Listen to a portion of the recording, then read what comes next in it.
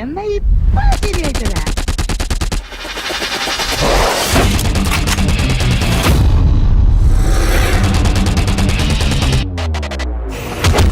ഏറെക്കാലത്തിന് ശേഷമാണ് horror thriller വിഭാഗത്തിലുള്ള ഒരു സിനിമ മലയാളത്തിന്റെ വെള്ളിത്തിരയിൽ പ്രദർശനത്തിനെത്തുന്നത്. നവാഗതനായ ജെ.കെ. സംവിധാനം ചെയ്ത് പൃഥ്വിരാജ് നായകനായെത്തിയ എസ്ര.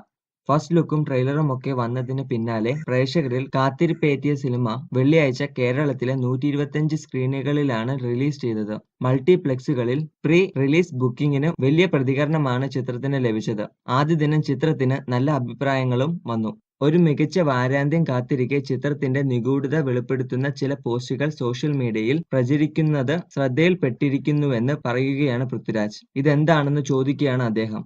എല്ലാവർക്കും നന്ദി, ഒപ്പം ഒരു അപേക്ഷയും. എസ്രയിലെ സസ്പെൻസ് വെളിവാക്കുന്ന തരത്തിൽ ഒട്ടനേകം പോസ്റ്റുകൾ ഫേസ്ബുക്കിലും വാട്സാപ്പിലും ഉൾപ്പെടെയുള്ള സോഷ്യൽ മീഡിയ പ്ലാറ്റ്ഫോമുകളിൽ പ്രചരിക്കുന്നത് ശ്രദ്ധയിൽപ്പെട്ടു. ഇതിന് പിന്നിലുള്ള താല്പര്യം എന്താണെന്ന് മനസ്സിലാകുന്നില്ല. പക്ഷെ ഒന്നറിയാം, ഇനിയും ചിത്രം കാണാനുള്ള പ്രേക്ഷകരുടെ കാഴ്ചാനുഭവത്തെ അത് ദോഷകരമായി ബാധിക്കും. മലയാളത്തിൽ ഇതുവരെ അന്യമായിരുന്ന ഒന്ന് പരീക്ഷിച്ചതിൽ ഒരു നടൻ എന്ന നിലയിൽ അഭിമാനിക്കുന്നു. സസ്പെൻസ് വെളിവാക്കുന്ന രീതിയിലുള്ള പോസ്റ്റുകൾ തടയിടാനായാൽ ഞാൻ കടപ്പെട്ടവനായി. ഈ ചെയ്യുന്നത് ശരിയാണോ? നിങ്ങളുടെ അഭിപ്രായങ്ങൾ കമന്റിൽ രേഖപ്പെടുത്തുക.